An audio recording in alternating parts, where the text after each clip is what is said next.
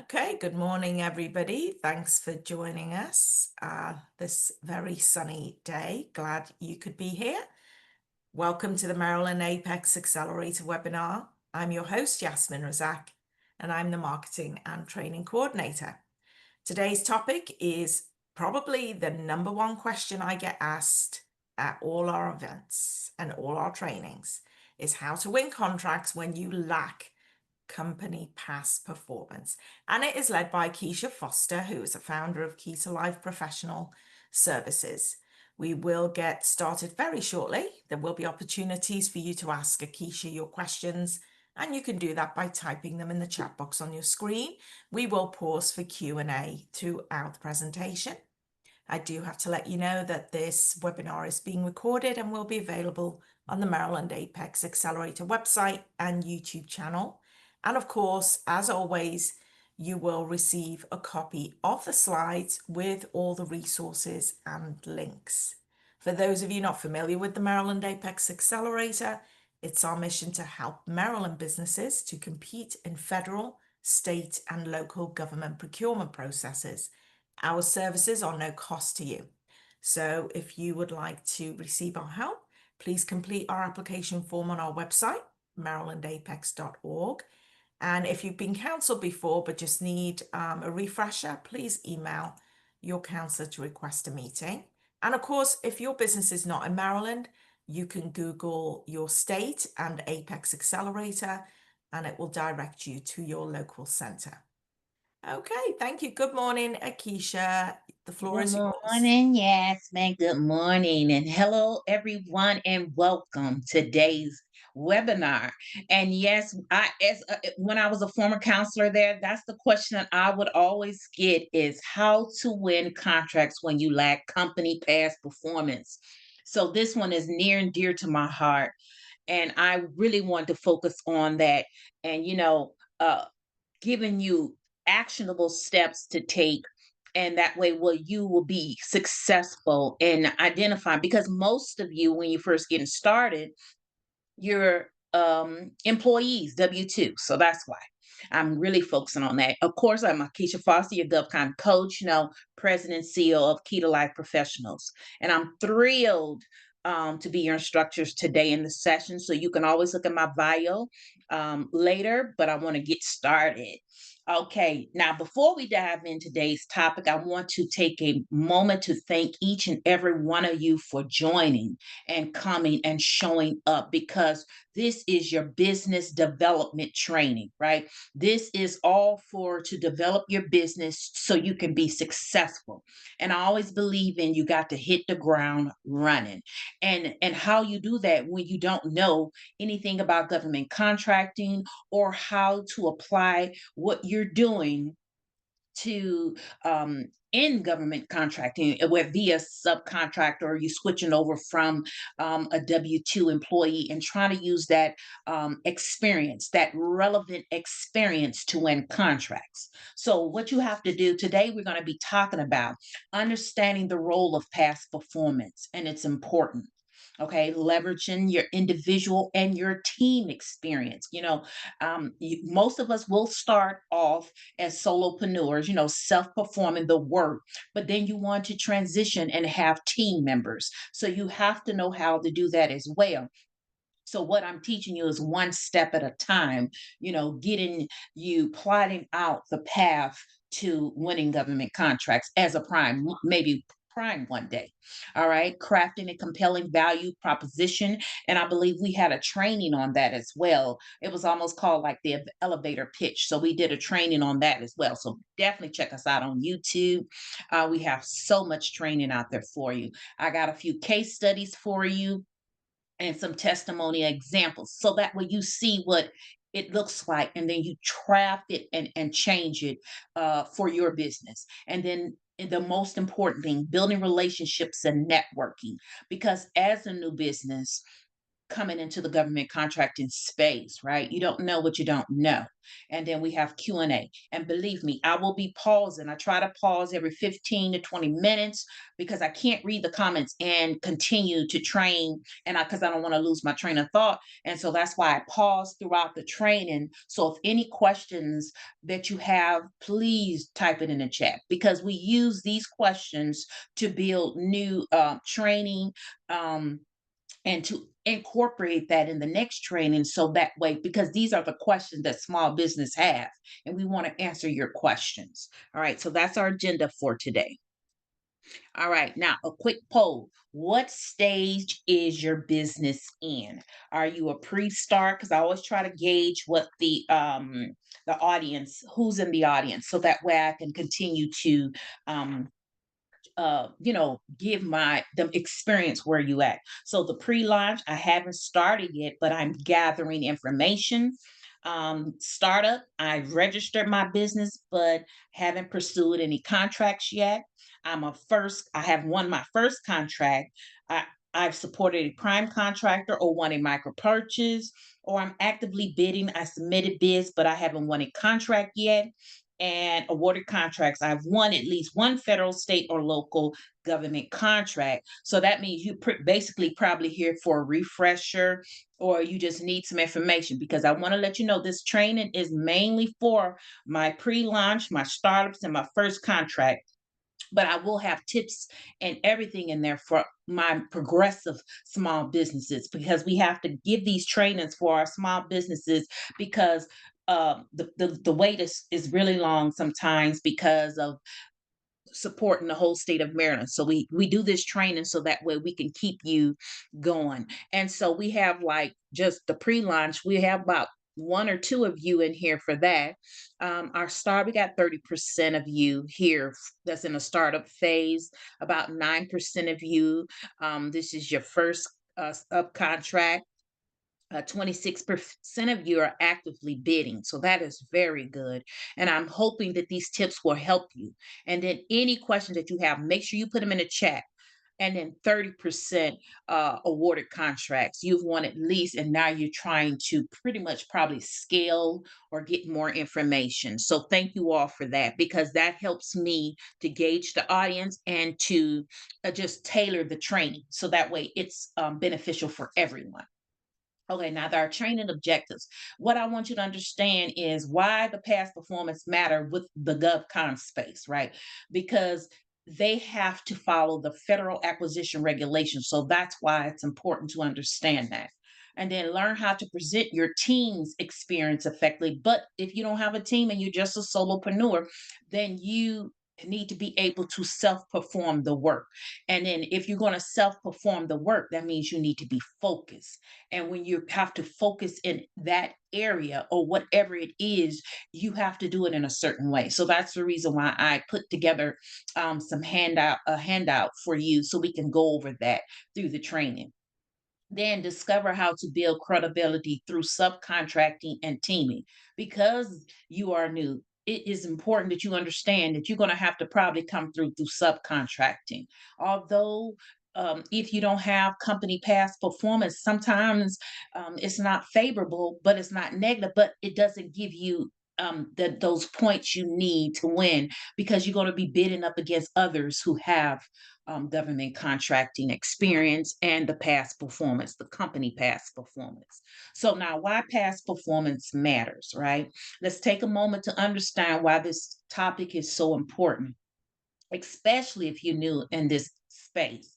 When contracting officers evaluate proposals, they're not just looking at the best technical solution, they're evaluating those risks. So that's the reason why we have to, because when you're a new company, you haven't flushed out all of those things, right? You're still trying to figure it out. You're trying to build your business, and then you're actually trying to perform the work on the business. So that's why it's important that you understand that the government is just like when you hire someone. So recently I just hired someone to come in and do a fence, and I was evaluating the different contractors that were coming in to do the fence, right? So I went to look at their reviews. I went to go look at, do they have a credit? I mean, are they licensed and bonded?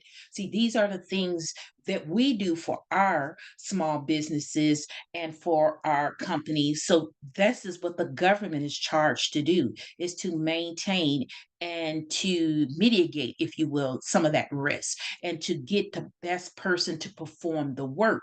Because you get the person out there, say they get hurt or anything like that, you want to make sure they're licensed and bonded. So that's why it's important, where the government, we make sure that we have it. So, I always want to show you that in the regulation. So I got the slide. Let me just pause and go to the slide right here so you understand that FAR 15.305 is, this is where you need to be familiar with, because it tells you right here for the past performance evaluation. Past performance information is one indicator of an offerer's ability to perform the contract successfully. So we're not just telling you this for no reason. We're showing you that this is in the regulation. We have to evaluate the small businesses by the rules here. And then they said the currency and relevance of the information, or the source of information, or context of the data, and general trends, I apologize, and contractors' performance shall be considered. So that's why we tell you, it's important that you understand that we're not just making these things up. You have to be assessed. And the government wants to make sure that if they award you the contract, you're actually going to deliver. Because we've had small businesses take off, bite off more than they could chew. And then they weren't able to deliver. Oh, well, something happened. And they were not be able to provide the service. And then that's what, what that means. They have to start all over again. They have to put it out again, the solicitation out again, evaluate it. But while they're doing that, the customer is not getting the support they need to conduct their mission. So that's why I always tell you, be familiar with the regulation. You don't have to be the subject matter expert. Just know where the information is. Know how you're being evaluated. Know what they're looking for. And like I said, it's not going to be favorable. When you lack the past performance, sometimes they do the neutral, but it depends on the evaluation criteria. And this is for an RFP. Now, say that you want to do the RFQ. Now, for the RFQ, it's a little bit different, the request for quote. So for the RFQ, you know, it's a little bit different. So that's why with past performance, it may or may not be a formal evaluation, because that's the FAR Part 13, and that's the simplified acquisitions. So that's the difference between FAR 15 and the FAR 13. So I just wanted to make sure that was clear. So the lack of performance is neutral. So that's the difference when you saying, that's why I always tell you the evaluation criteria is past performance is very important. So that's why I tell most small businesses when they're first getting started, don't try to get the RFPs. Focus on the RFQs, the simplified, the request for quotes, the RFQs first, or the teaming first, and then or finding subcontracting plans or different things like that. So that way you at least have a chance, because you're going up against other small business who do have the established past performance. So that's why. And so the misconception that I hear normally is you must have prior government contracts to win. No, that's not true. All you need is past performance. You can use your commercial, nonprofit, academic, or even subcontract experience. But what matters is how you position it. The goal isn't to hide the fact that you're new. The goal is to highlight what makes you ready. You know what I'm saying? What makes you ready to perform a contract? What makes you ready to take on this work, and then you're going to actually deliver that product or service. So that's what it matters for. But like I was saying, for the past performance evaluation for the RFQ. Now, the only thing is, In many RFQs, especially if you see that far part 13 past performance, it's not always a separate weighted factor. Okay. Instead, it may be used informally as part of the reasonable. You'll hear that reasonability, the reasonable ability determination, or included in the general technical acceptability review. So that's the only difference is with the RFQ, it might be combined. Like with the RFP, they telling you exactly, oh, we're going to evaluate it on past performance. So that's why I wanted you to know why why past performance matters. And if the past performance is not listed as an evaluation factor, the agency cannot formally penalize a vendor for lacking. So if it's not, and that's why I recommend that you always go after the RFQs when you're first getting started, or the micro purchase. But because of the new administration change, we have to be very conscious of that. So we have to have different buckets, because the micro purchase was that it was frozen for a while, and I'm not sure if it's still froze, because they said they were going to freeze it for 30 days, but then also they were making all those updates to the FAR, changing a lot of things. So always stay aware of the administrative change, because that's going to affect us as small businesses.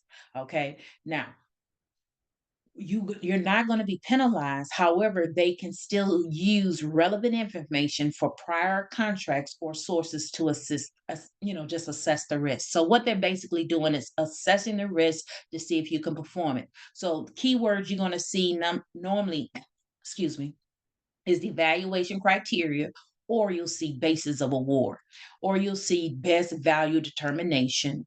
And so those are just some of the few phrases that you will see when you're dealing with the government. So, as you always know, the government reserves the right to consider past performance information from any source. So, believe me, quoters with no relevant past performance will not be evaluated favorably or unfavorably. So, that's the only difference is when you're going for the past performance, is the different criterias for the past performance. Okay. Now, what I want to focus on next is, but before I want to make sure no one had any questions about the regulations before I move on, because I always try to take it every 15 to 20 minutes, make sure I didn't have any questions before I move on to the next block. Yes, but did we have any questions? No, no questions as yet. Great, good deal. All right, so leveraging your team's experience. So when you're leveraging your team's experience, you got to include their resumes of the key personnel, or you're going to highlight relevant, relevant private sector, military, or nonprofit experience, and you're going to show how your team's history aligns with the agency's mission, and you just want to make sure it aligns with mission. And then I had created an exercise. So we'll be going over that, how to fill out the handout together. And so the handout, you'll get this at the end of the training, because I didn't want to disrupt the training or anything, but I did want to go over everything. So you can always go back and watch the replay and everything of that nature. But I needed you to understand how and what should be included in each part of the resume, and in the key personnel's resume, for instance, because most of you don't have the company past performance. So you have to be able to articulate the company's past performance as key personnel.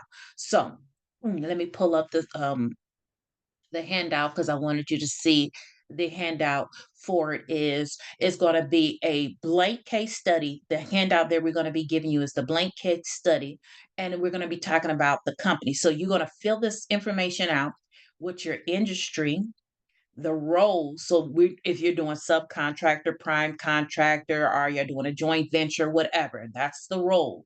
The team size, if it's a team of one, because you have to base everything off of where you are now.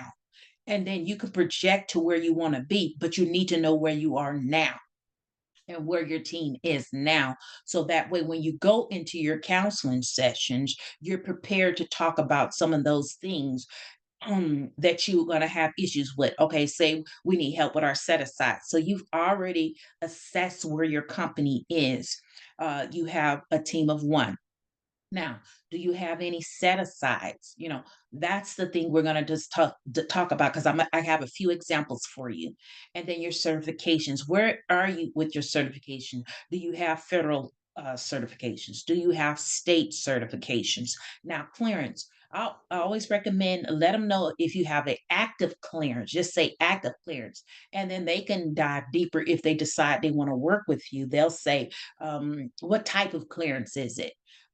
Because you don't just want to put all your information out there when you're um, trying to make reaching out to team and partners, right? You want to just let them know I do have an active clearance, and then that way they can decide if it's a top secret they're going after or a secret they're going after. Now, the years of experience, the personnel, because this is what you are, this is what we're positioning for, key personnel positions. And that if you have a team of one, team of two, and we'll go over that.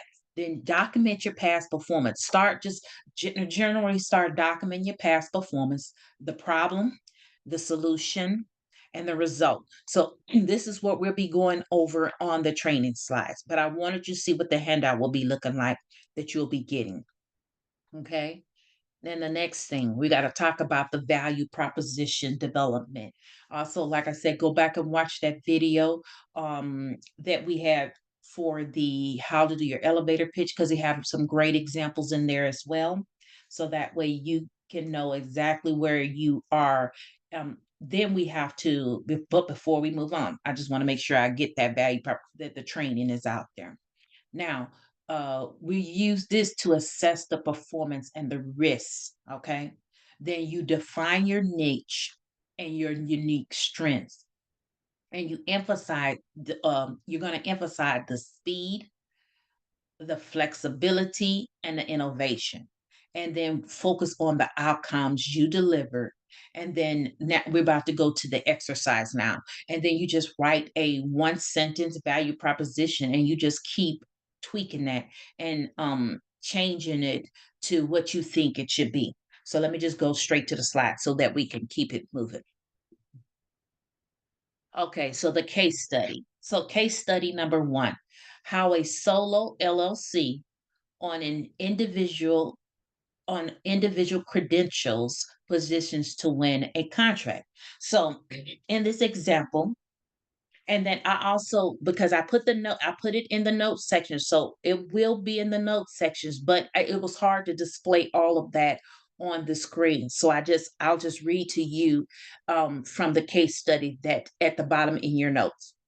Okay, so now what is the problem? So remember when I was showing you the sheet, the industry, this is what I'm telling you to fill in. So when you get your handout, this is what you're going to be filling in, all the information that we've given you the example for. So the first thing, what kind of business is it? Is it a professional service business? Is it a are you a cyber, excuse me, let me drink some water. I apologize. Excuse me. Is it a cybersecurity company? What is it that you provide? What is it that you do? Is it strategic? So in this example, we said strategic planning, administrative support, and the role is an admin program support. This is a single member LLC. The team is one, the founder only. So in this case study, we're saying it's the team one, founder only. It's a set aside, none. They have not got certified yet. So the only thing they have right now is their PMP, their certification in PMP. So that way they do program management or anything of that.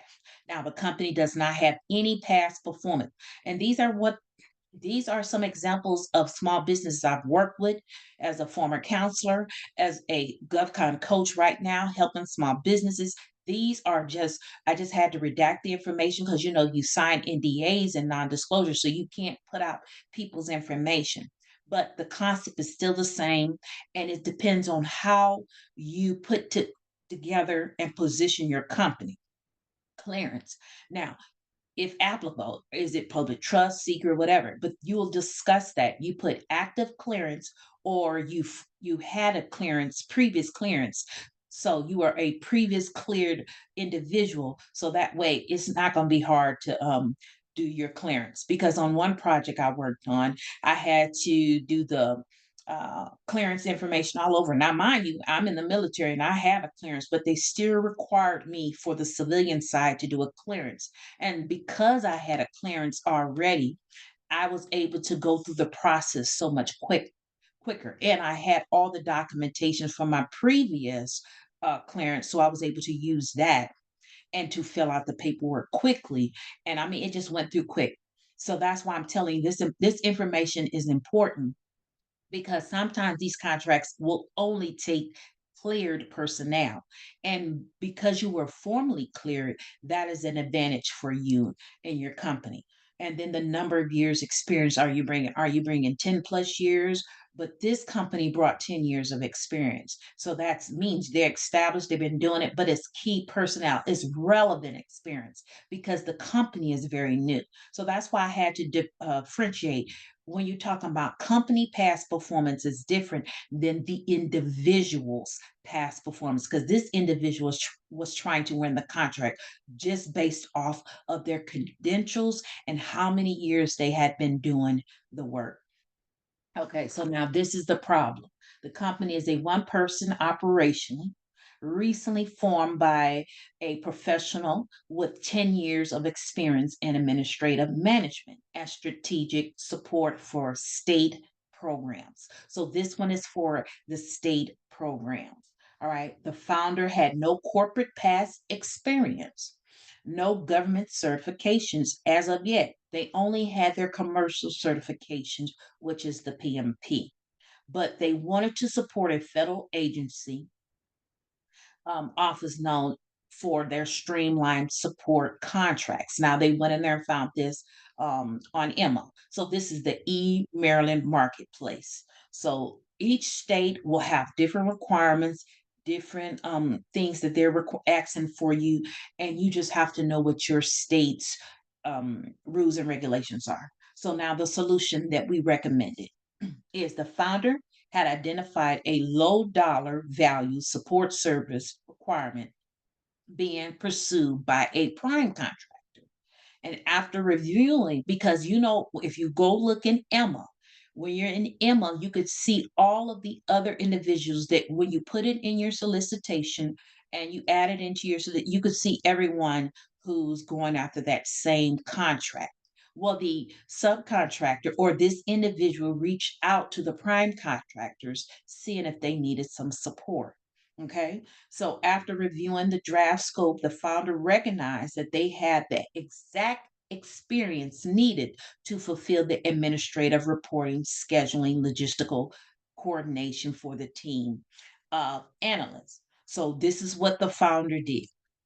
Okay, the founder approached the prime. So we talked about. They presented a brief capability statement tailored to the agency administrative priorities. So we've already did the training on the capability statement. This is just a series of trainings that we're giving, diving in each portion of the training. So that's why I always tell you, take your notes, go back, visit those training, write everything down, because you always get the slides at the end of the training. So that way you can add any notes, or you can always watch the playback or anything of that nature. Or because sometimes most of you can't stay the whole training. So that's why I tell you, make your notes so you know what you're going to need: a brief capability statement tailored to that agency. So letting that prime contractor know, hey, we've already been trying to get with this agency. However, do not have this, we don't have all of the requirements, but we do have a portion and we have that skill and expertise. So then a resume was focused on state level program coordination and reporting. Many times we don't seem to think this is important, but it is very important. You have to remove everything else out of your resume. You'll have your logistics, you'll have your contract specials, you'll have your program man, you'll have everything in one resume.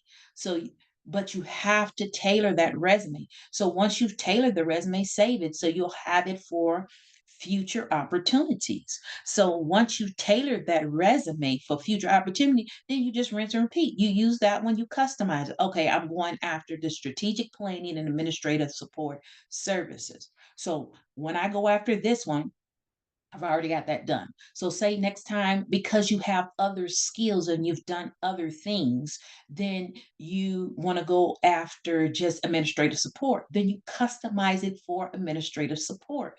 But you have to customize these resumes because the agency is going to look at this resume. And if not customized, then they could take off points. And then another company wins the opportunity. So that's why it's important to customize the resumes, all right, to focus on what that opportunity is. Okay, then a clear expectation on how they could perform the work independently, remotely, and efficiently. How are you going to do your checks ins with the prime contractor?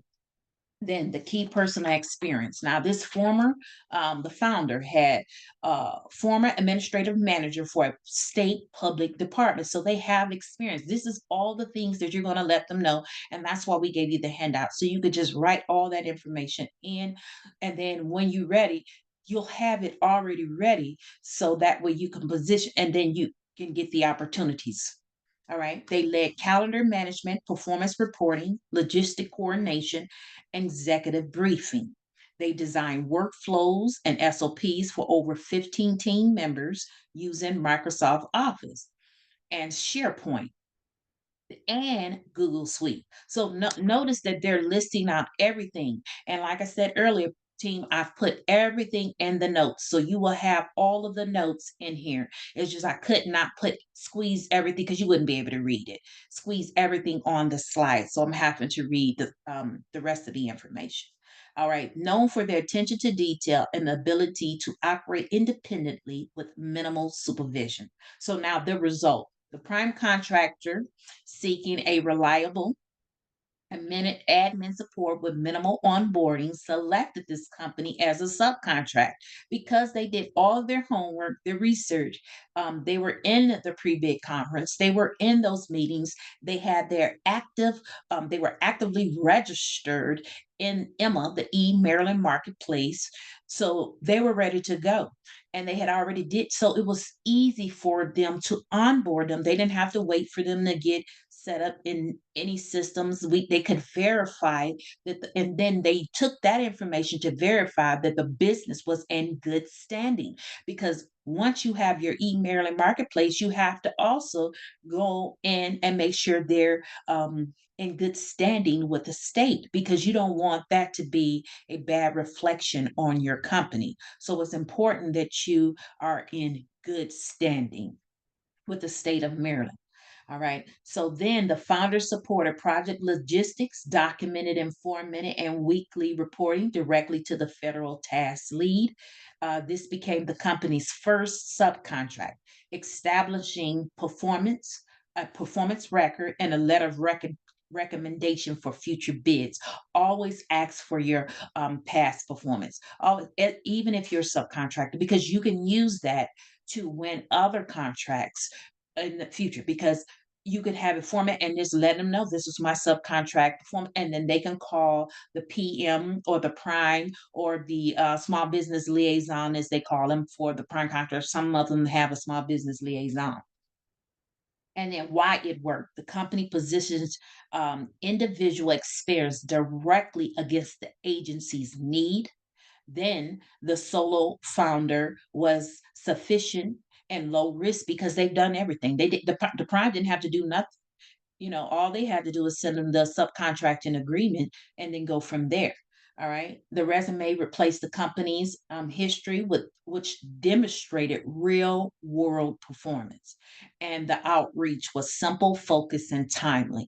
It's not always going to be that way for you. It's not always going to be that easy, but when it is, you have to be able to utilize that time and understanding the importance, because many times we gloss over what is important and gloss over the things that should be done for positioning for these different opportunities. What I'm going to use? Am I going to use my individual credentials? What am I using to talk to this prime? Because I've had many small businesses reach out to prime contractors. They don't even know. They just want to have a meeting. Can we just have a meeting? Well, have a meeting for what? What is the meeting for? What is the purpose of this meeting? Because everyone is building their businesses and they don't have the time to just keep stopping every time a small business reach out to a medium-sized or large business. So being prepared properly before you reach out is definitely going to help your small business before you move. Oh, and then you've already done the work. So if somebody do reach out to you, you're not wasting time. You already know you have everything, and you're able to go after the contracts easily. And now, before I go to study number two, I want to make sure I didn't have any questions. Yasmin, do I have any questions for? Yes, we have some questions. So Okay. let me scroll back up and see if there's any that a lot of people are asking about reaching out to Mhm, their Apex Accelerator counselor. Yes, it is mhm. a 30-day wait. So if you've applied in the last 30 days, you will be getting some contact from us shortly. So thank you for your patience on that. Let's see. If I use a resume of key personnel, do I have to use that person if I win the contract?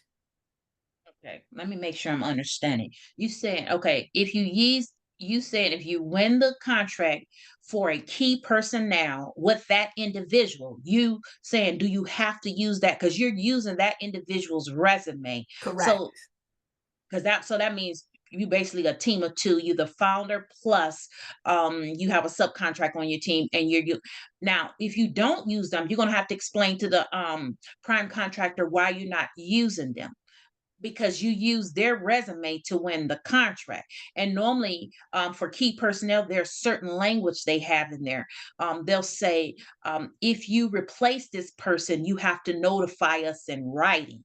You see what I'm saying? But say the person left, then you can replace the person, but then put the note in there. Well, this person is no longer available. That's the reason why I had to use a new key personnel, because key personnel, this is not just like one of the technical experts on the team or just an analyst or something. This is a key personnel. These are the people that's going to be dealing directly with this person at the agency. That's why they normally have those key personnels. That's a very important position. So they vet that really hard. Now, the other people on the team, they vet them hard too. But the key personnel, that's why they want a name, because they're gonna put that name, because you got to get your cat card, you got to do all those other things that go with it. So I hope I answered that question. Thank you. Okay, the next question. What Mhm. if one owner of the company has secret clearance and the other has no clearance? How would I list that? Okay. Okay. Now you said, so that's an individual clearance, because if it's if you were going after the opportunity and they needed clear personnel, then that means you, as the person who is cleared, would have to be put on the contract. You see what I'm saying? So you would have to be put on the contract, but it depends on how it's written, because if it's saying the top, the facility clearance, then that means your company has to have the clearance. It's how the opportunity that you're going after, do they just need a clear personnel, or do they need you to have the facility clearance? That's going to determine how you do it, because you can have people on your team that's not cleared. You know what I'm saying? But I always recommend that there's different programs out there. We've had training on that, on how to prepare and start getting those people that is on your team clear, so everyone on the team is cleared. But a facility clearance is totally different, because you got to have a sponsor and all that, and that's a whole training by itself. Okay, Mhm. thanks. Next question is, I worked as a 1099 on a Mhm. Census Bureau contract. Can Mhm. I list Census Bureau as past performance? Yes, but okay, so because now you said subcontract, you was a 1099. So I don't know if it was a 1099 individual, or it was it depends on how what you did when you did your 1099, because that means you was a contractor. So yes, you can, but will the people give you the reference when they call to verify that past performance that you're listing. So long as you can get that reference and they're going to verify everything that you stated in your past performance that you get, then you're good to go. Yes, you can use that. Okay. And the last question before we continue is, can I use past performance as a business if I was a partner with another business in the past but changed over and founded a new business? It's your personal experience. But it's just how you position it. So now you just got to figure out how you're going to write it up, because you can easily say I was a former, formerly with, or if you don't want to mention that business and you only want to just talk about the projects and the things you worked on, it's a way you have to articulate it. But we're going to go over, I put 4 case studies in here we can talk about, because I wanted to give you a couple of different examples. So I'm gonna continue to go over those different case studies so you can see the different ways of putting together your strategies. And that's why I've always tell you, you document it first, and then we can map it to how it should be positioned, how it should be written. But you have to write everything down. And many times you come in your counseling sessions and nothing's written down. The counselor doesn't have anything, and so we're sitting there using that, we're not using that time wisely. So that's why these trainings is for, to show you how to put it all together. And then when you get in your counseling session, because some of these are case by cases, and then because we got to talk about the details. How do we map it from that RFP? What part of that RFP or that RFQ that you do, and then who is going to validate or verify that you've done it, and then what was the results from it? What was the impact for it? And then so that way we can put it in there, and we don't have to list the date. You could say previous experience, because if it's less than 5 years and the contract says they want somebody with the last 5 years, then you're going to have to um, document the past performance, but you got to document a different way. You're just talking about things that I've done and I've got experience with it, but it wasn't in the last 5 years. But you want to just articulate it in a certain way. So that's why I always say you're not a startup. You're not restarting nothing. You still have that experience. It's just how you write that experience and how you put it in, whether it be the capability statement, you still put it on your capability statement. The capability statement is the snapshot. Now the proposal, they're going to make you go a little bit deeper and dive. And then with your team and partner, the team and partner are going to want to know a little bit more information, because they're going to have to know how to map you on the team. They're going to have to know how to, okay, well, you could do this role and this role. So it depends on what document you're using it for. That is how you're going to tell the story. But the case statement, you're going to put everything on there you've done. And then we'll dive deeper as we continue this relationship so we can see where it fits in there. But you always put your experience, because that is your experience. It may not be your company's experience, but as you grow that business, you're going to start developing that company experience when you start getting those prime contracts and those subcontracts. And we'll talk about tier 1 and 2 as we continue to progress on along in the training. But I'm gonna stop right now, and then I'm gonna answer more questions. But I want y'all to see the next slide for case study 2, so we can go over that, because this one is a cybersecurity. Do your search on SAM.gov, because this one was on SAM.gov. All right, because I always have them set up their SAM alerts. It came in on a SAM alert, and we talked about this one extensively. Okay, so now they were positioning themselves as a subcontractor. Now, the way it used to work, because Sam did a lot of updates, you get all your notifications in and you can follow it. So you can follow it. And once you follow it, it will notify you when other people were following this opportunity. So this is how the person found out about this one opportunity. This is the SAM. Now, this business, they have the small business reserve. So you see their cybersecurity SME, and they're going after subcontractor roles as a cybersecurity subject matter expert, if you will. Now, they're a single member LLC. They're the team size is only one founder. Right now, they're trying to add more people to the team, but right now they can only they're self-performing the work right now, but they only have the state certifications. So I recommended, I said, you need to start getting your federal certification. If you're on SAM, that means you're supposed to be registered in SAM. And then you need to start getting some kind of just some kind of certifications. What do you qualify for? So then I had them attend the training for the set asides to see what they're qualified. Now the certifications, they had their Security Plus certified, and then they'll list all the rest of their certifications, but they have no company past performance. The clearance, they didn't have a clearance as well, but they had 15 plus years in the IT sector space. So here's the problem. The founder of this company, this is company two now, a cybersecurity expert and a solo entrepreneur, had just formed his LLC to pursue government contracts, which he's been doing it for over 15 years of experience in cybersecurity, including he was supporting the DoD systems and was under a W 2. So now all this is a W 2, and he is well qualified technically. However, his company has no past performance and no existing contracts. And now, typically, while browsing SAM.gov, he found ideal opportunity, a simplified acquisition for vulnerability scanning and compliance and reporting to a small civilian agency. But as he read further, he realized the opportunity required either an existing contract vehicle or additional qualification he didn't yet meet. Now, here's my solution. This is the solution we recommended.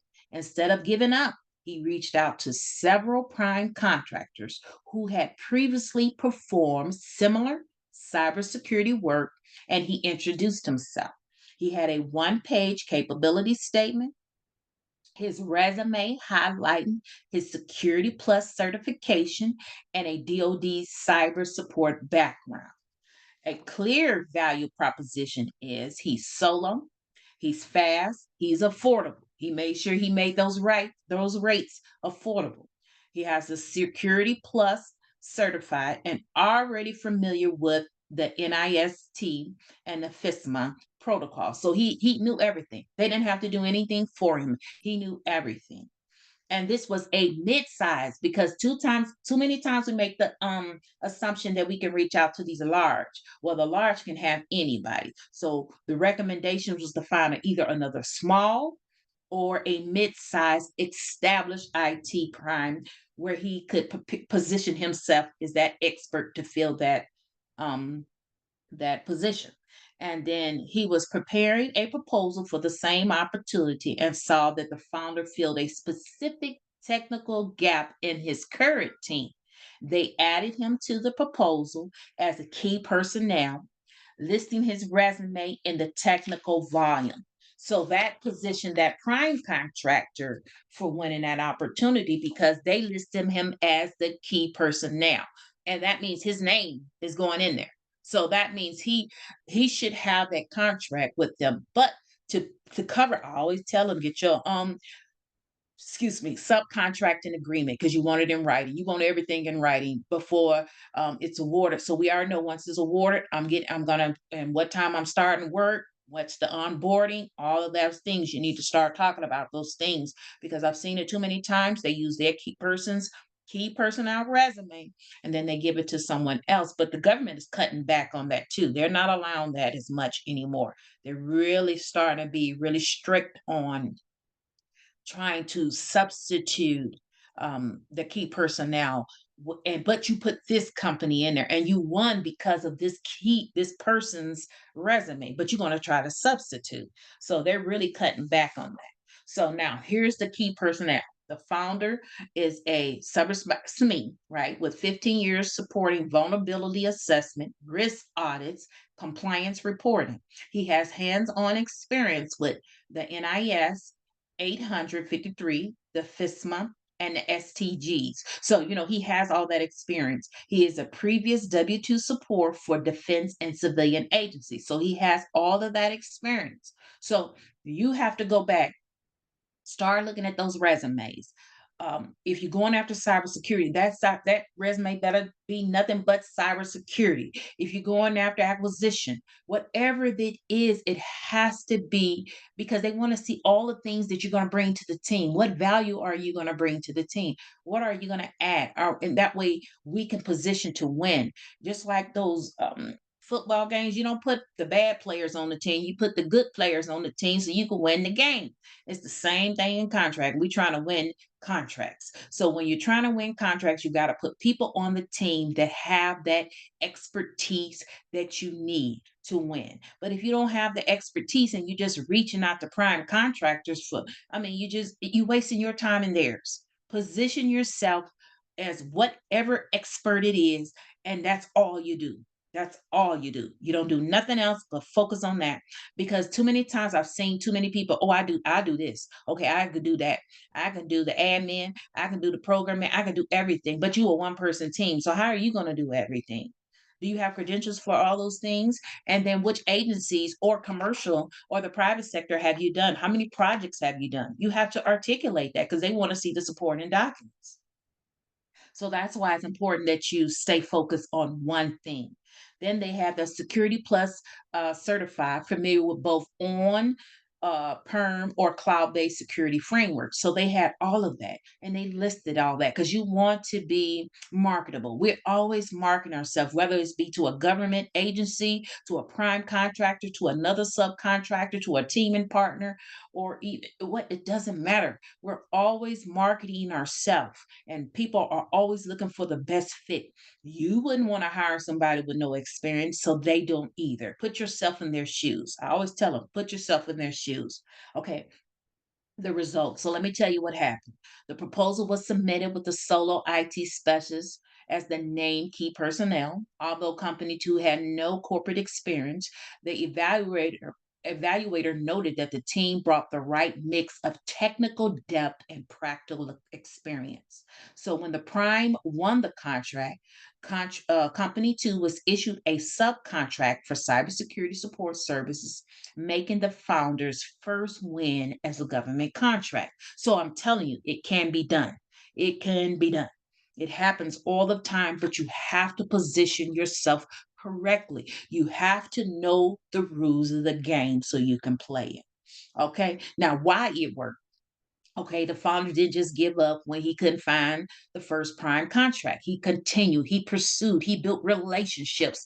Now, we normally think this stuff happens like in a day or two. It doesn't. It takes constantly reaching out, staying in touch, meeting these people at these industry days. And then you'll see the same people in the industry day in the community, just like anything. Oh, dog, I seen them here last time. And then you start saying, hey, I seen you last time at this event, or I seen you at the GPC event, or I seen you here or the last small business event at the government the small business through. So you see him.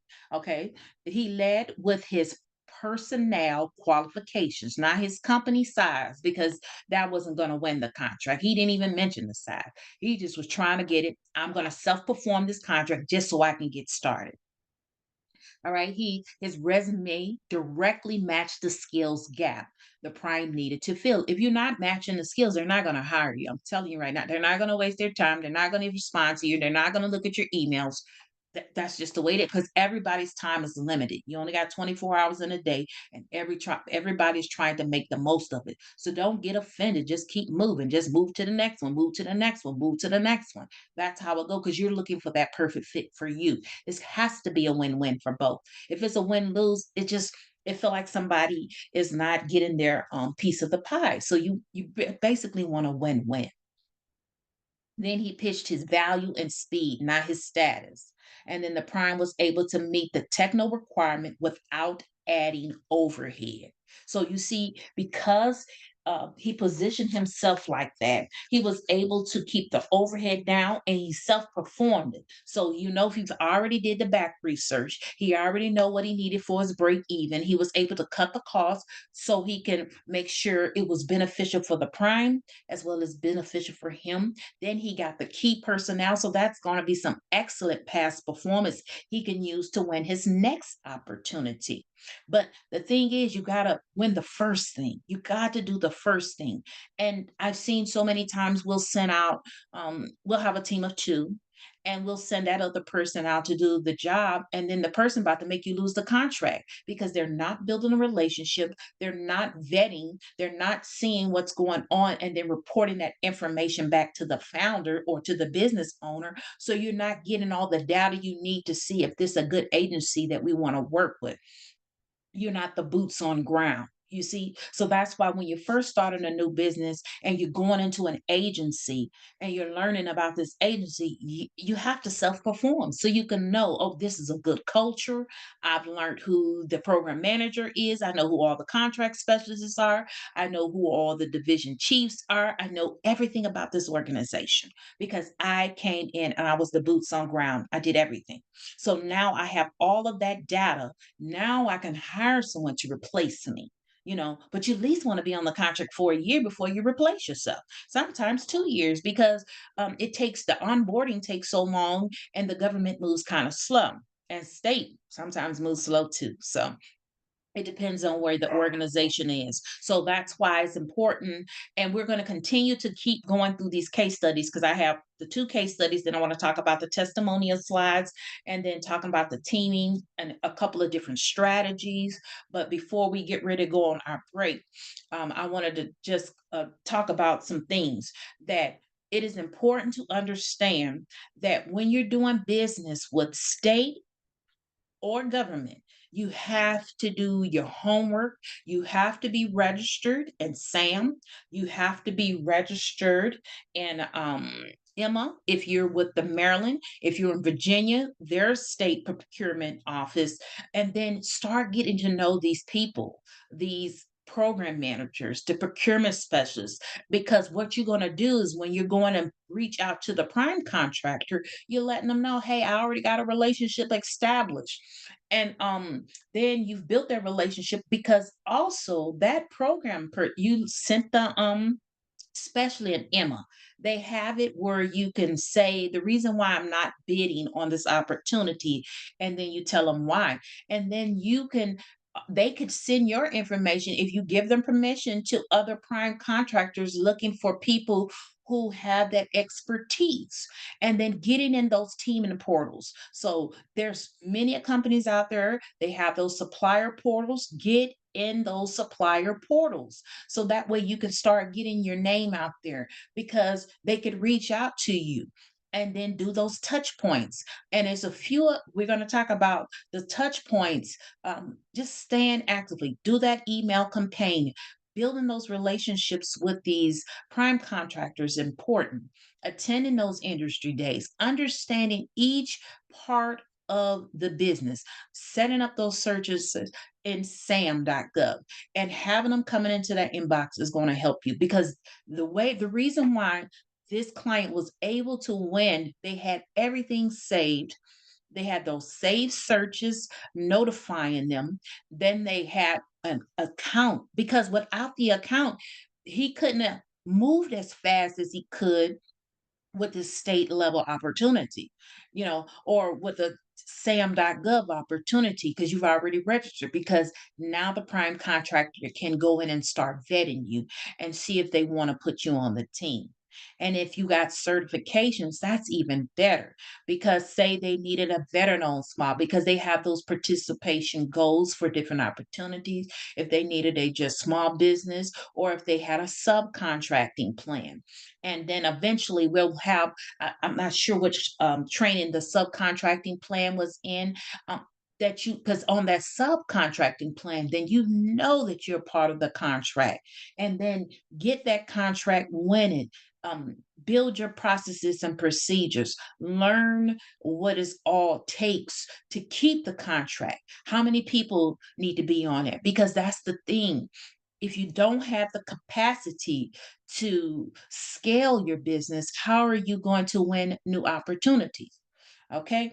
And I have 2 minutes before we go to our first break, and I want to take some questions just in case. And then I can take the rest of the questions when we come back from our 5 minute break. Yasmin, do we have any questions?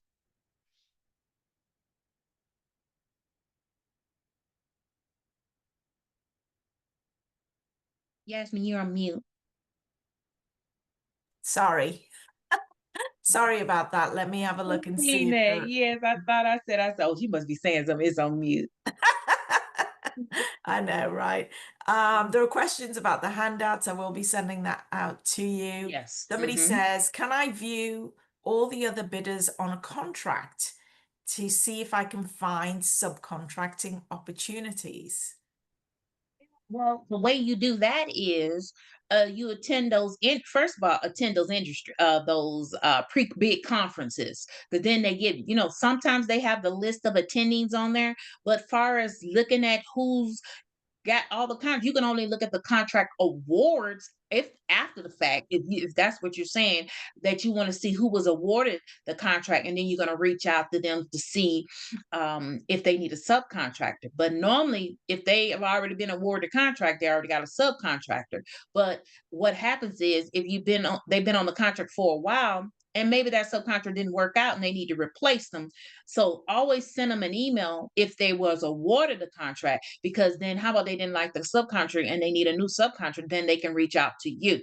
So it's different strategies on that. But if they've already been awarded a contract, then that means they've already got a subcontractor, and then or they may not have needed one. They probably had a big enough team.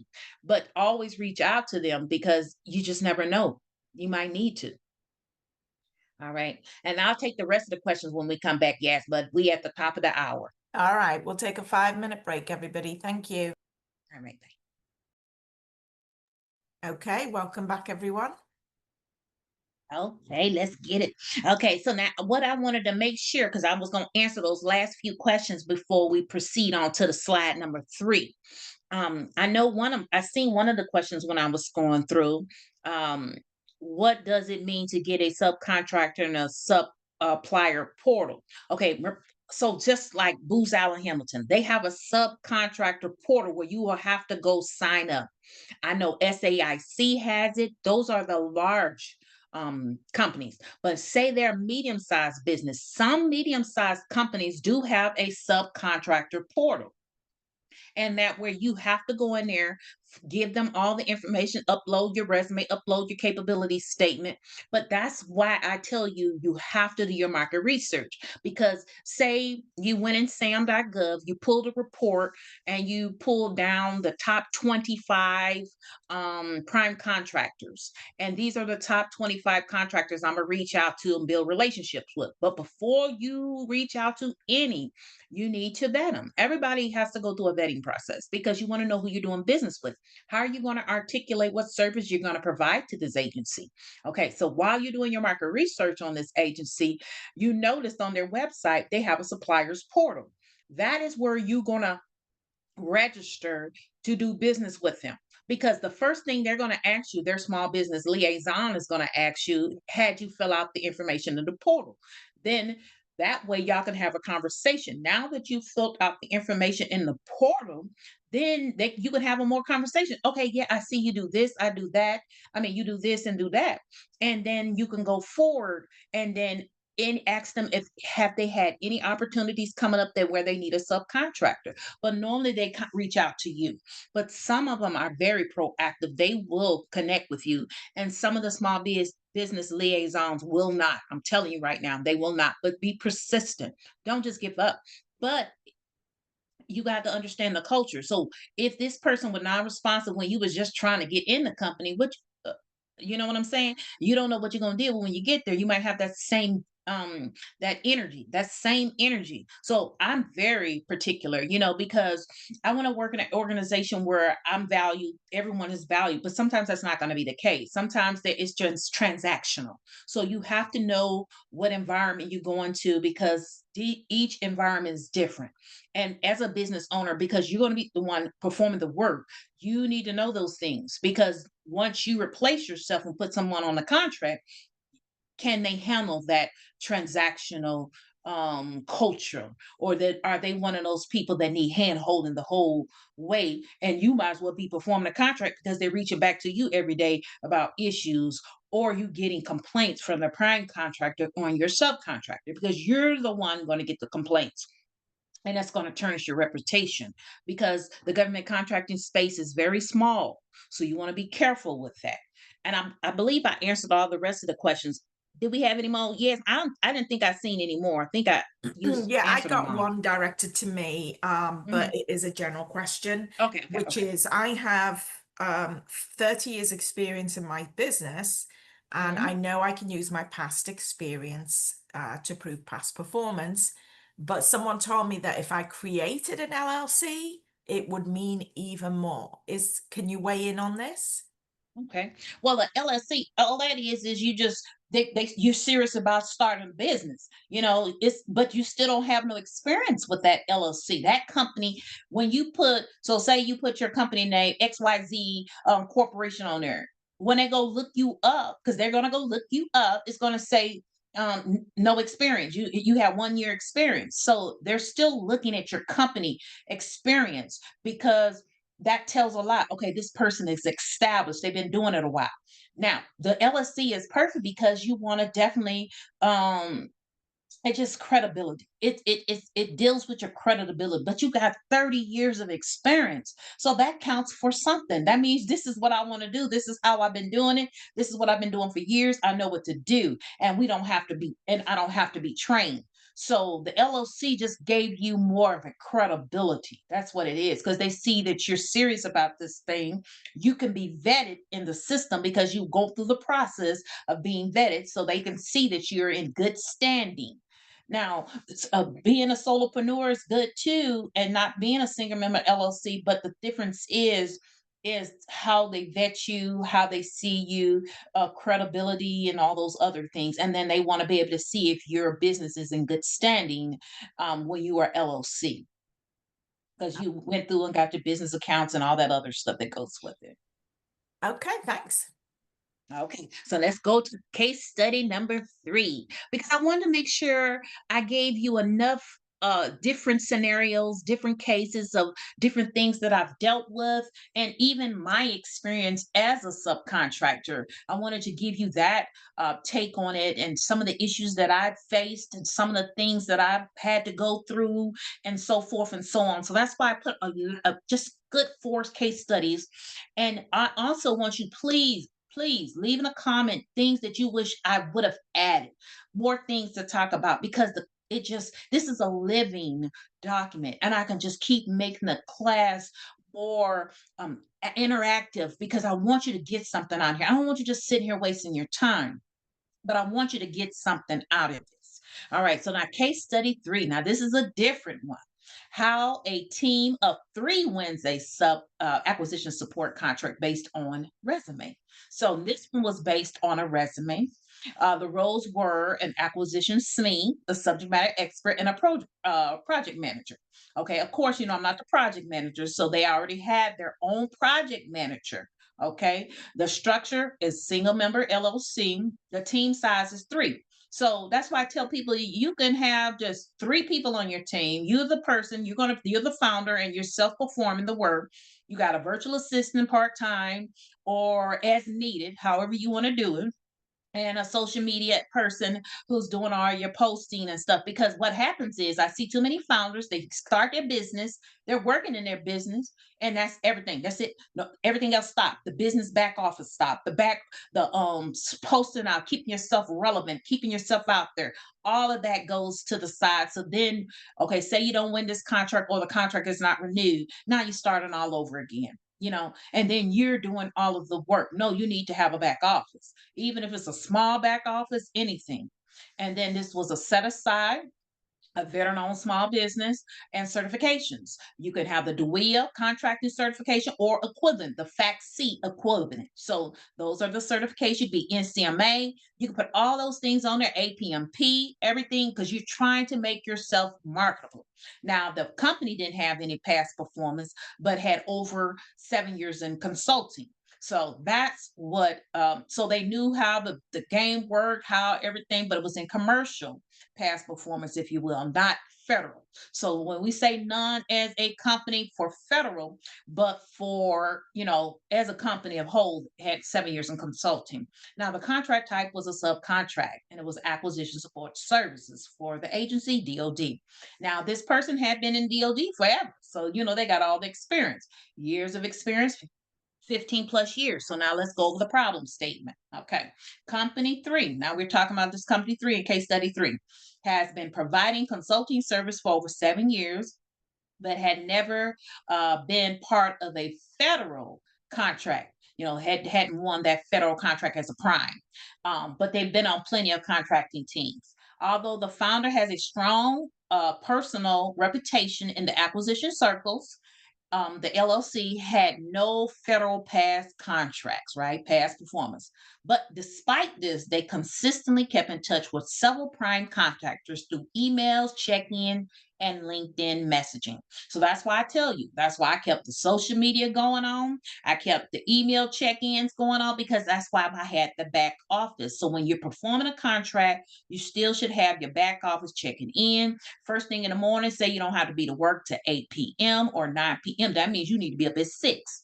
That way you can do your check-ins, send out your emails, see what's going on, make sure everybody's doing dress right dress, and then you go self-perform your job. Because when you focus on your job, you can't be calling back, doing all you have to do what you're supposed to be doing. That's the acquisitions me.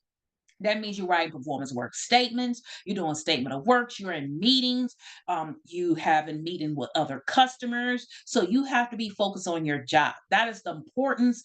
This is all, and see what people don't understand. All these things need to happen to win contracts. You have to have a back office. You have to have these different things taking in place. And then they be like, well, I wonder why I'm not winning anything. Well, I can tell you why you're not winning anything. You haven't put all those things in place. So when you self-perform, everything else stop. And then when you get off of work, you're tired. Now, no, when you get off of work, you got to go back to work for yourself. You got to put at least 2, 3, 4 hours in. Sometimes your late nights, getting up early mornings, but it's necessary when you first started. Anything worth having is you got to work hard for it. I mean, if it was easy, everybody would do it. You understand? So it's important that you understand what it takes to win. Okay, so now, despite the okay, so had during one of these periodic relationship check-ins, contacted the prime contract. They shared that they were at risk of losing a contract, right? So because they needed a acquisition SME to meet an updated contract staffing requirement, that's when you jump in. Well, hell, I have my resume, and that's why it's important that you have all that information prepared. We doing this is the foundation. We're laying the foundation. You're in the business development training. This is CEO training. This is the stuff that you need to win contracts. If you're not doing these things because you don't want to be reactive, you want to be proactive, you want to have your little content library already ready with your resumes, with your capability statements for different agencies that you have already done your market research on. Remember, you did the market research training and it showed you how to do your market research. Identify those target agencies. So you target 3 different agencies, but under those agencies are sub tiers and different. So that's why I was telling start with one. Sometimes you need one agency because you all over the place, or two. Keep it very small because you're trying to build relationship with all 3 of these people, and you only have 24 hours in that day. So how are you spending your day? Because once you composing those emails and can expand, then you have to do follow-ups. Before you know it, 8 hours and pass. You didn't did touch points. You didn't had meetings. You didn't have so that's why it's important to understand the nuances of building a business, especially in the government sector where there are so many regulations, so many things, so many missing pieces. I mean, moving parts and moving pieces. Okay, so the solution. The founder of the company, this company number 3 case study, responded immediately and submitted resumes of the acquisition SME, which is because you're going to self perform it, highlighting direct DoD experience, the subcontracting agreement for the contract, and a clear breakdown of roles, pricing, and availability. The company positions its team as ready to go, credentialed, and low risk, offering a seamless solution to keep the prime compliant and their contracts secure. Okay. That is the importance of relationships. Now, had I not had a relationship with this individual and had already been having touch points, already had been talking to we had already had a relationship for years. So because I kept contact, I always every periodically, because I put everything on my schedule, I put everything on my calendar because there's too many things going on and you will forget because you got 14,000 many moving pieces, managing team, managing projects, managing. And you have to keep a check on your capacity because then you're going to start dropping things. And that's important. Okay, so now the key personnel experience. The founder was an acquisition SME, was DeWill Level 3 certified with over 15 years of DoD procurement. All right, they have led sources selections, acquisition planning, and post award and pre award. strong familiarity with FAR and the DFARS, that's the Federal Acquisition Regulations and the Defense Acquisition Regulations, and procurement integrity. Then they had a part-time social media expert who provided the social media support and doing all those points. And then you had your part-time VA who provided the administrative support and help with the back office support. All right, because you wanted to make sure you stayed free to perform the job with excellence. Because if they see that you can do this with excellence, and you only got a team of three, imagine when your team grows, how you're going to be able to manage, how many people you're going to be able to staff. And then after you've performed that role for a while, you replace yourself. You hire someone, you vet them, you see if they're a good fit, and then you already know the culture, you already know who the people are, you already submitted your documentation, because sometimes they'll tell you we have to submit it, let them know in 60 days, 30 days, whatever the requirement is, and then you replace yourself, and then you go after the next project. And that is how it's done. You keep on replacing yourself until, or say you like the role and you don't want to replace yourself. Well, you keep that role, then you hire a program manager to come in and manage all your projects. There's different ways to do it, but it's not easy. And it takes, because you might get a program manager who's not a good people person, and you might have to let them go. So you're going to go through a few individuals, because you're looking for the right fit. It's just like with dating. You got to go. Sometimes you'll date a few people. Oh, no, I don't like this person. Oh, no, no, no. They're not a good fit. They're not even a family person. So you'll learn how that person is by interacting. Oh, yeah, we both don't. Oh, they're very abrasive or whatever, and they're going to rub our clients the wrong way. You see what I'm saying? So it's important to go through that. Okay. And then the results. So let's talk about the results. The Prime added company three to the team within 72 hours of the check in. Because, see, with subcontracting, we can get opportunities quicker than prime contracts. Because, first of all, with a prime contract, they got to first put it out there. All right. Well, they didn't put it out there for 30 days. Now we got to wait for the evaluation. They didn't took 15 to 20 days to evaluate, because there was 15 companies that bid on this opportunity. So now they're going through. First thing they're going to do is disqualify everybody that's not qualified for it. And then the ones that's still left over, they're going to use those. And then, so you see, being a subcontractor, you can get in quicker because they've already did all that. They've done that part of the work. Now all you coming in is boom, I'm here, boots on ground, I'm ready to hit the ground running. I have this expertise. I've worked with DOD, so you don't even have to train me in any of that. I can onboard quickly and efficiently because I know what to do. I know all the systems, I know all how it works. I've been doing it. Now I'm just doing it as a business now, as trying to grow my business. Okay, so the prime ad, then the founder was formally named as key personnel. I made sure that was formally known as the key personnel. All right, and a staffing update to the contracting officer. So that way you don't want to sit here and do all this work and then they put somebody else in the seat. So that's why it's just important to protect yourself. You want to protect each other's integrity, and all these other things to go about it, because now you've made this commitment. So if I'm saying yes to this, then I'm saying no to other opportunities. I'm saying, no, I can't do this. So when other people reach out to me for support, I'm going to have to tell them, no, I'm not going to be able to do that because I've already taken this commitment. Okay. So then the company began supporting acquisition, document reviews, milestone planning, and file audits, performance work statements, and so forth and so on. Though Company 3 had no past performance, the strength of the resume and the existing relationship with the prime resulted in a successful onboarding under an active contract. This contract was already in play.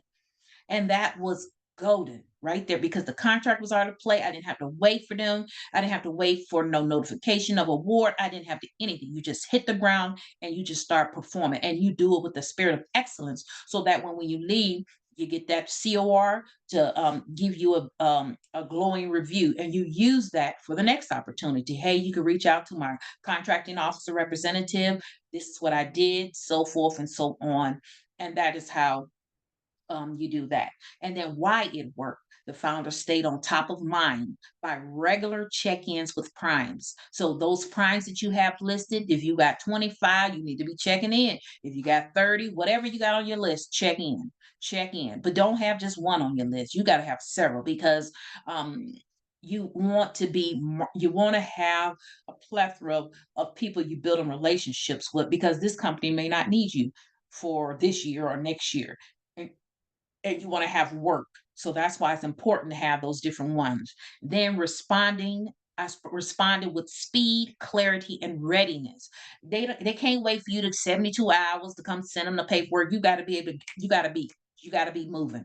You got to be moving, because then they would have called another acquisition personnel that they had in their database, and now, their team and database, and then I done lost this opportunity because I was moving slow. Then the resume met the mission's need, the requirements, and fulfilled a compliance gap. They needed acquisition speed. Stop sending these opportunities to people that they don't. It doesn't meet any need. It doesn't even specify a task. What tasks are you performing? Are you doing social media? Are you doing program management? Are you doing acquisition management? What need are you meeting? You'll just send a blanket capability state, and then then don't understand why we're not getting response. Why we're not, because we're not focused on an area of expertise.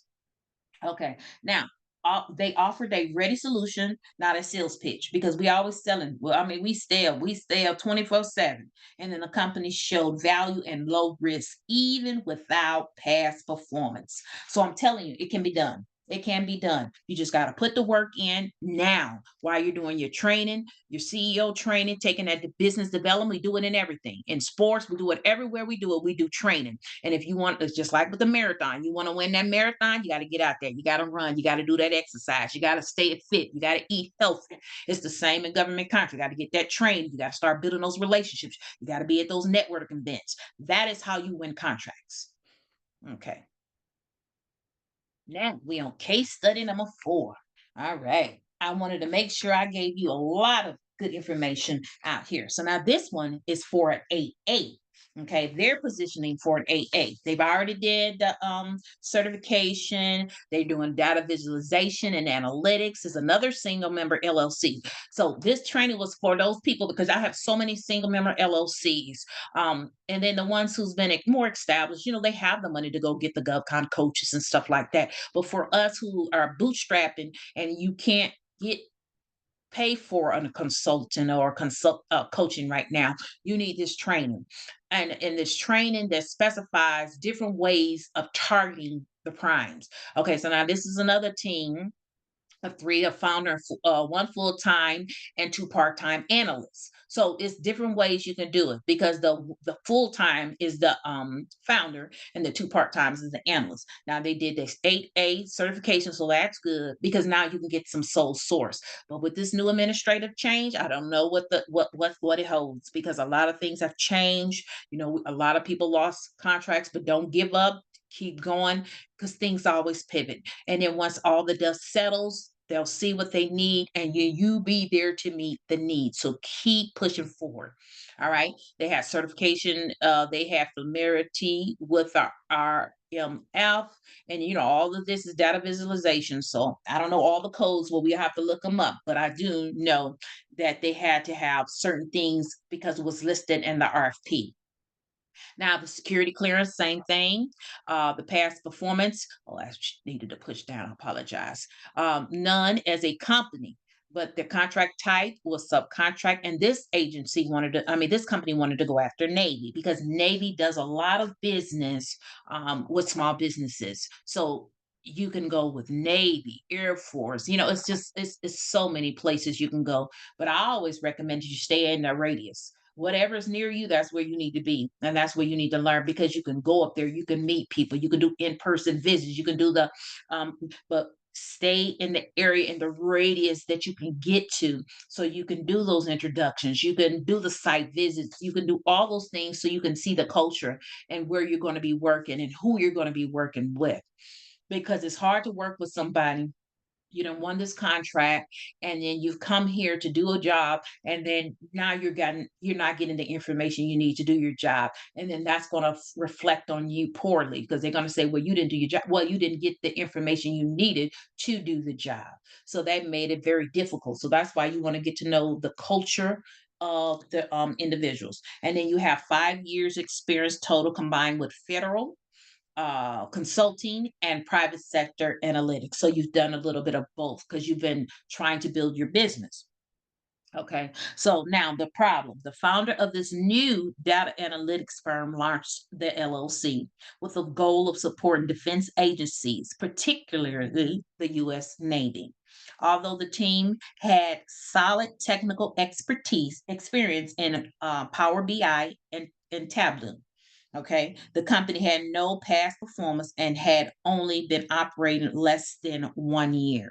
So they basically trying to use all of their experience um, and combine it together to win these contracts. So then they're going to need a lot of key personnel for these positions. When you don't have the capability, you definitely have to have the key personnel experience so you can win these contracts. Now, the solution for this, instead of bidding directly, the founder identified prime contractor already delivering under a Navy contract.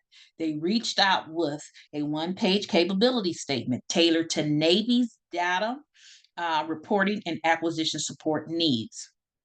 Okay, the resumes of all team members, including recent the tabloid, and the compliance dashboard project. So they sent samples. They were sending everything they've done, so that way they can vet it and verify that they've done the work.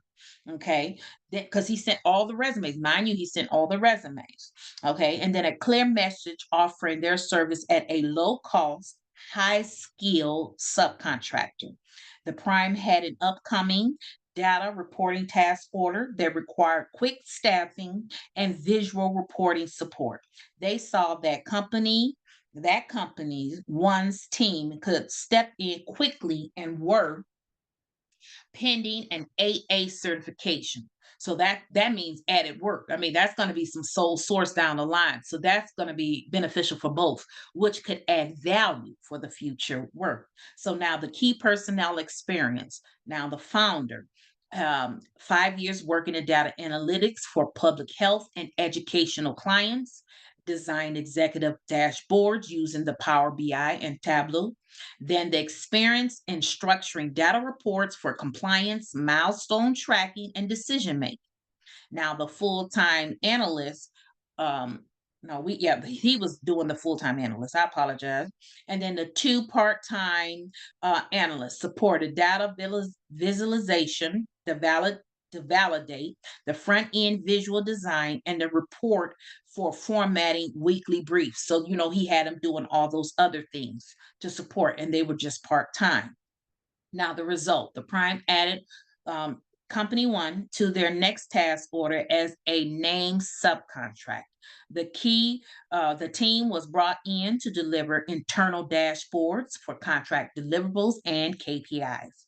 This marked the company's first official subcontract and created the past performance they needed to later qualify for Navy small business opportunities.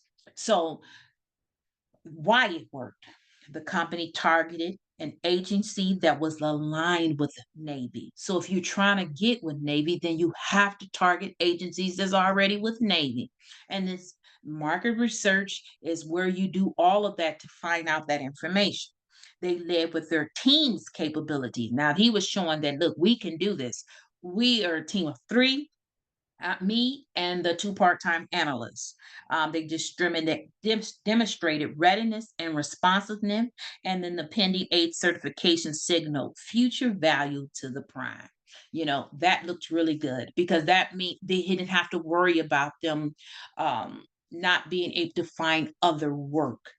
Okay. And then they positioned themselves as low risk, technically capable small business. So those are the case studies I wanted to go over with you in detail.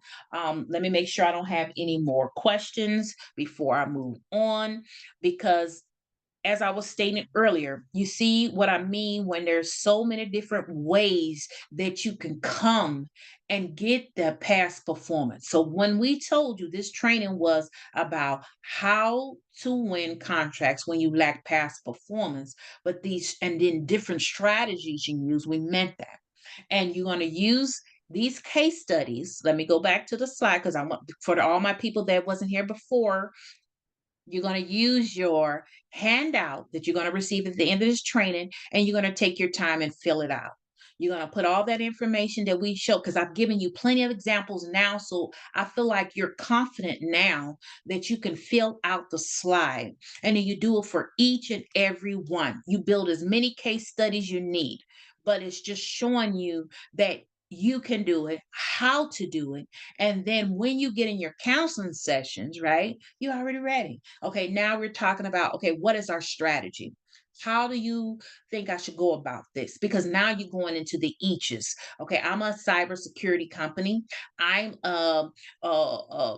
acquisition company. I'm a consulting company, or I'm a janitorial services company, or I do products and delivery. It's going to be different for each one. You see what I'm saying? So that's why it's important to take your time, develop all this stuff. You put your company name, your industry, your roles. What are you going after? Are you going after subcontract? Okay. Okay, what kind of subcontract? And then your team says, okay, I got one. So now we got to work in that capacity. One. And then as you continue to grow, and then you have the resources to hire someone, then you can start hiring people. But right now, you're going to be self-performing. That's my recommendation. Now, you can do what you think you can do, but my recommendation is always start off with subcontracting, because it's the easiest, the quickest, so you can start generate rev, because you got bills to pay. You got mortgages to pay. And now with the federal government letting out, it's a lot going on. So you want to have a diversified portfolio, so you can know, um, you diversify portfolio gives you different ways of to make money. So you can be working, either you're going to do federal, you can do a little bit of federal, state, and private. I mean, you just have to, because nowadays you have to have a diversified portfolio to be successful in this space, given so many things have changed with the new administration or any administration. You want to just be prepared.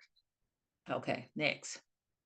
All right, now testimonials. I gave you some testimonials. So how you can start getting your testimony. So your subcontractor, technical support. Okay, now these aims everything in these slides is aiming to help you understand how client testimonials can substitute or support past performance. We wanted to support the past performance and proposals, because we want to be able to put it on our website. We want to put it on our capability statements, and then particularly with formal contract history when it's lacked, right?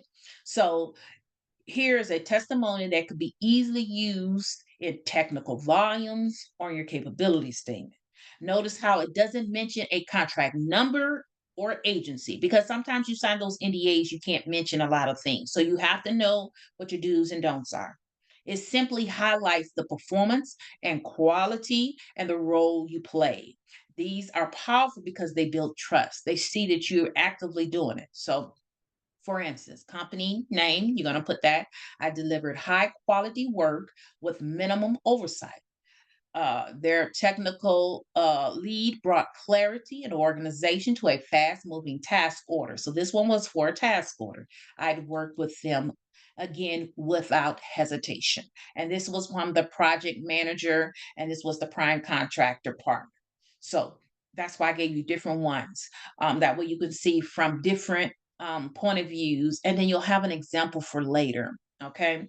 Then it just simply builds that trust, right? Then why it matters. It shows relatability and team and environment, so you know what's going on. It validates the technical expertise even without direct federal experience.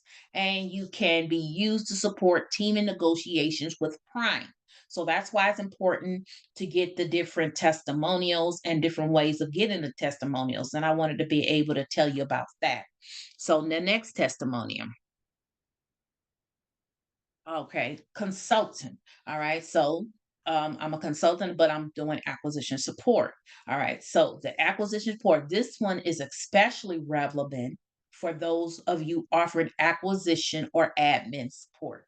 A testimonial helps establish your value to the overwhelmed agencies or teams looking to outsource specialized knowledge. This is for specialized, and why it matters. It demonstrates policy knowledge and compliance and contract compliance. It highlights the contributions that support federal missions, and it signals ability to relieve burden from the busy acquisition office. So this is from the division chief. You got it from the division chief. We relied on company to provide acquisition guidance during a time of heavy workload. Their ability to interpret policy, prepare documentation, and advise our team made a measurable difference in our readiness. So, I mean, I'm telling you, this is the stuff you have to do. It helps. I'm telling you, especially if you can get a division chief to validate you. That was how I was able to, when the contract came up to recompete, that's how they kept me on the team. Because when the new company comes in onboarding, the people that was on the contract, because we didn't win the contract, because I'm a sub. Now, mind you, everything is a sub, and we didn't win the contract. So when the new contractor took over, then they started interviews and all those different things. So in the interviews, the division chief had highly recommended me because of my work ethic, because of what I brought to the team. And that is how I was able to get on the second contract, because they didn't keep everybody on the contract. They don't onboard all of the contractors who on the previous contract. They want the best, and they want the people who they, because they're bringing their people as well. So that's, and then if you get in a high rate, sometimes they don't want to pay that rate and they'll try to bring down your rate.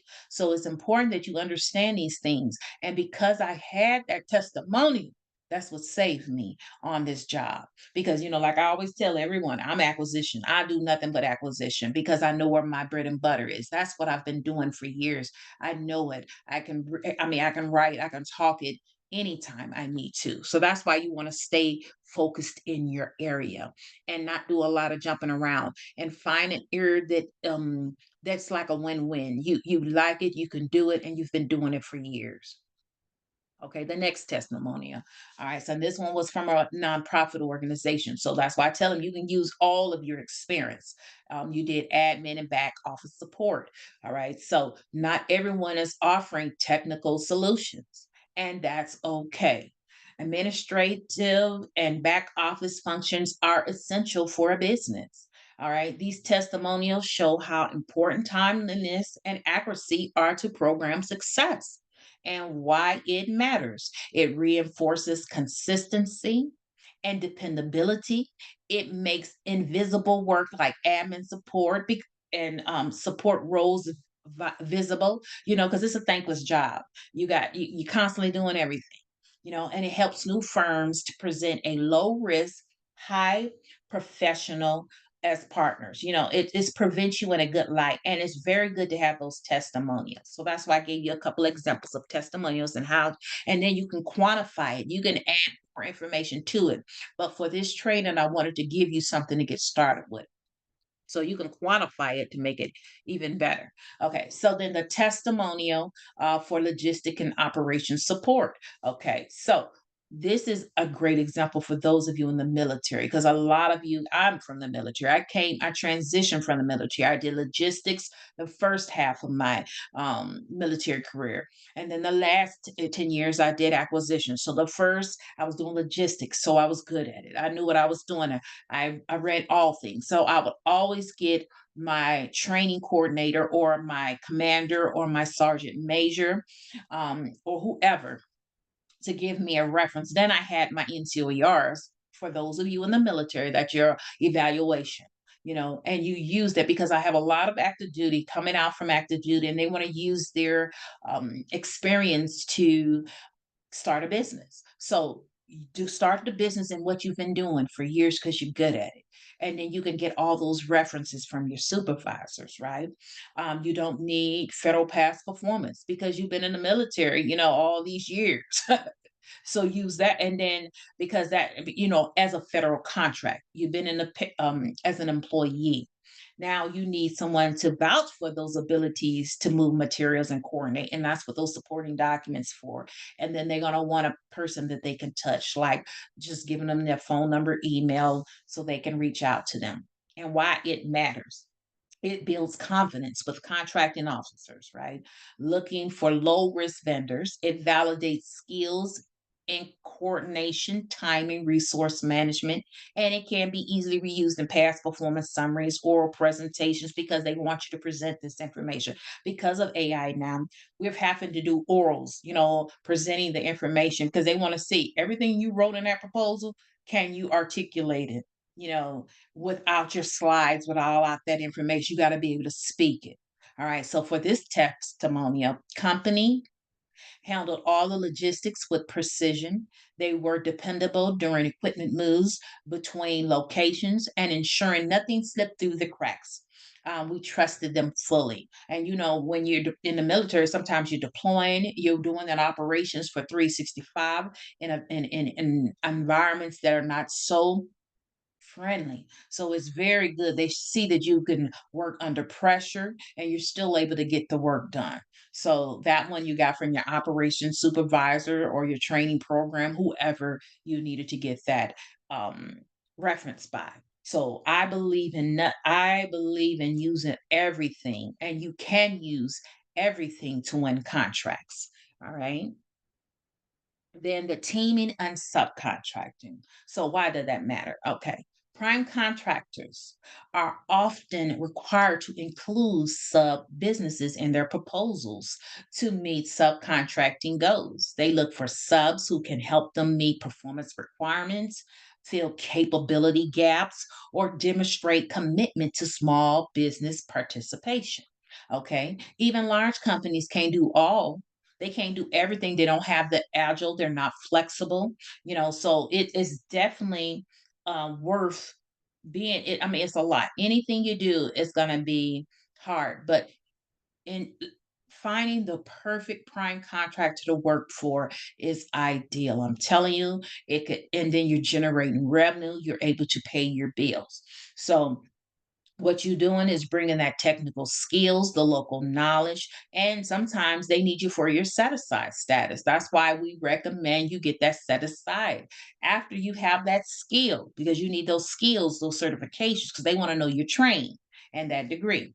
Because some of them require a master's or a bachelor's, or some even a doctorate. So having that degree, so know what the requirements are. And for example, a prime bidding on a DoD contract may need a cybersecurity firm with that security plus certified staff. And if that's you, even with no federal past performance, you can be a valuable addition. Now, subcontracting tier 2 and 3. You could be a subcontractor or sub-consultant. I've done them both.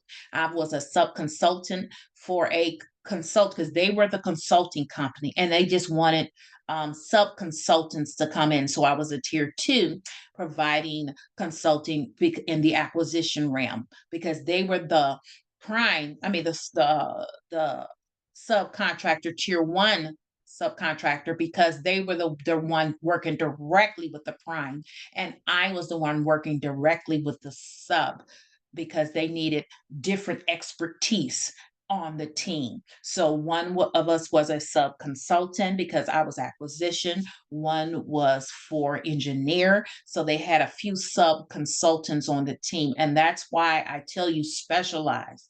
If you have a specialized expertise, then you can join that team doing that expertise. And they have I've seen tier 1 and 2 and 3. I've not seen anything else. And I mean they might have more and stuff like that, but to me then is when it after that you're really not getting paid anything. So you want to be subcontractor tier 2 and tier 3. Now you don't always need to be direct. That's why I tell you subcontract under another subcontractor, that tier 2, because that's what I did. And then this builds experience and it positions you for future opportunities and it builds that past performance. You can use that past performance for other opportunities and get that reference. So don't overlook the smaller roles. You can start off as tier 2 and tier 3, consultant or subcontractor, and it's still experience.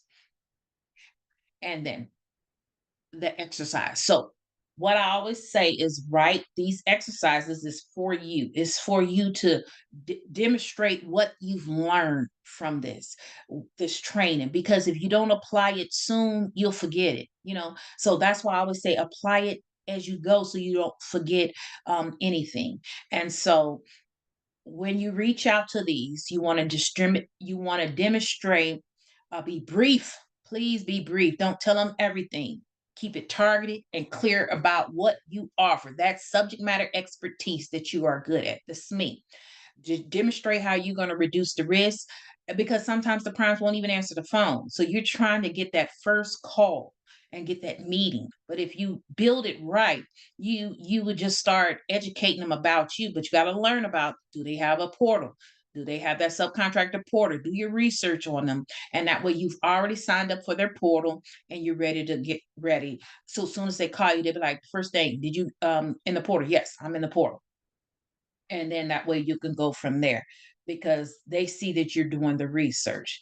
And example for that is, these bullets should describe what makes you valuable in the prime contractor's language. Focus on capability, credibility, and compliance.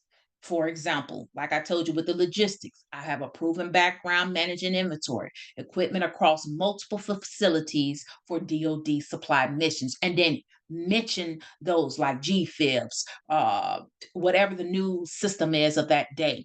And they'll see that you definitely have the subject matter expertise they're looking for. And then you're capable to deploy quickly, integrate with teams to support delivery and convoy missions. And then at the end, if you would like, and you got your certifications, mention I'm veteran owned, I'm registered in SAMS, I'm registered in EMA, I have low overhead. I mean, you don't have to put all that in it, but you're just letting them know that you registered.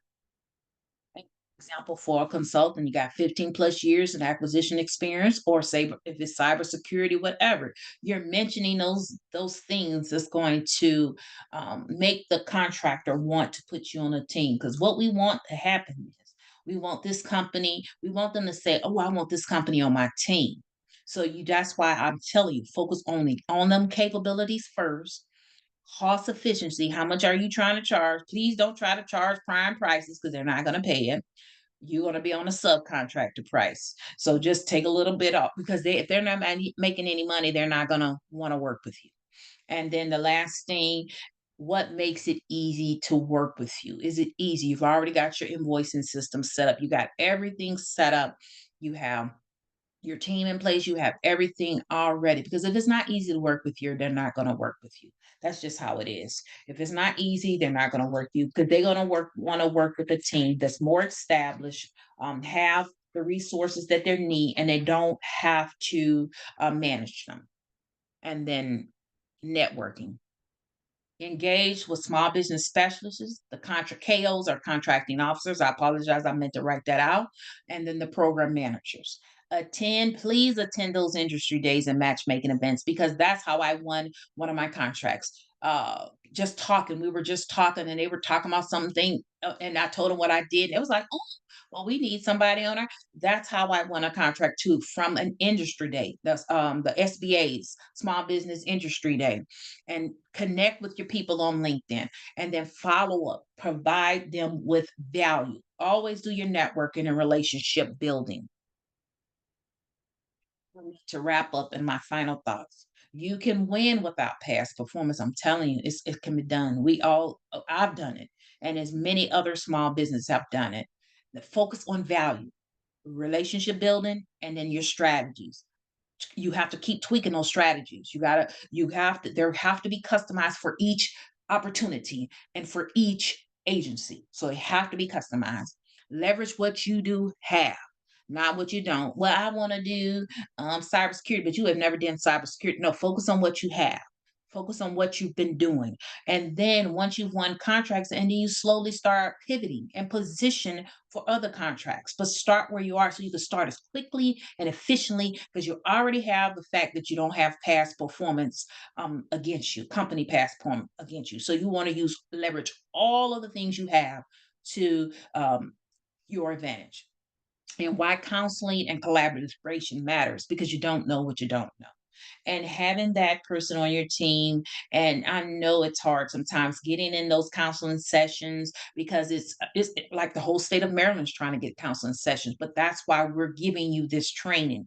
to supplement, to add to prepare you. So when you do get in there, you don't waste that time and don't miss those sessions. Because I've had no shows show up and then another small business could have had that slot. So that's why it's important. So when you get in, you hit the ground running and continue to join us for our upcoming training. Yasmin has already put all that in the chats for you to sign up for these trainings.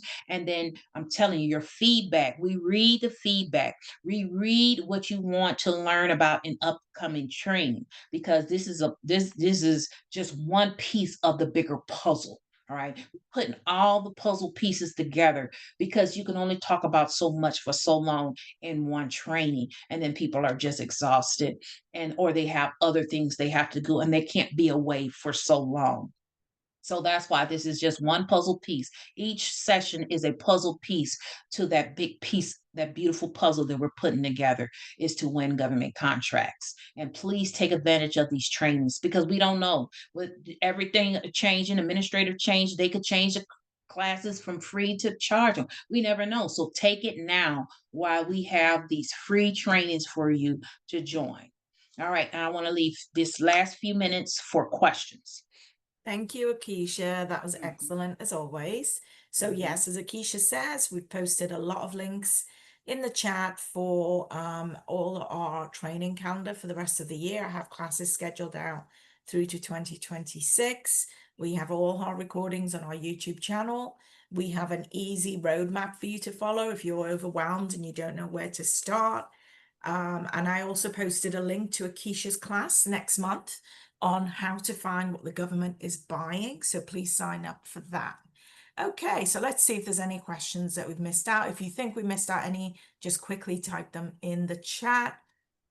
So we have one here from Quentin saying, do you recommend we stay firm with our rate or negotiate with a prime as needed for subcontractor work? Negotiate, because eventually you're gonna, because you gotta establish a baseline, right? And you don't know what you don't know. So establish it, negotiate. But you've already got your break even. You already know what you have to make. So if it's below what you have to make, then I advise you don't go, because then you're gonna put yourself in a debt. Now you can't afford to pay all your bills, your contractors, you're nothing. So that's why, know what your baseline, what your break even, what I have to make, and then you'll use that to gain other, then you won't, the negotiation won't be as bad anymore, because now you have established what it's worth, how much around approximately they charge, and if I got this from one, I can get it from another, and then you can continue to go up and up. You know what I'm saying? So just be aware of that. Negotiate, but know what your break even is. That if you know you got to make $100,000 pay your mortgage and all that, then you make sure that it's 100,000, or if it's 70,000, whatever it is, because the first contract you're not going to make as much, but that second one, it's compound effect. What we're trying to do is get more than just one, but we got to start off with just getting the one at first. Okay, great. We have a couple of questions about finding primes. One, how to find them before they're awarded contracts, and the other is how to find them when they are performing a contract.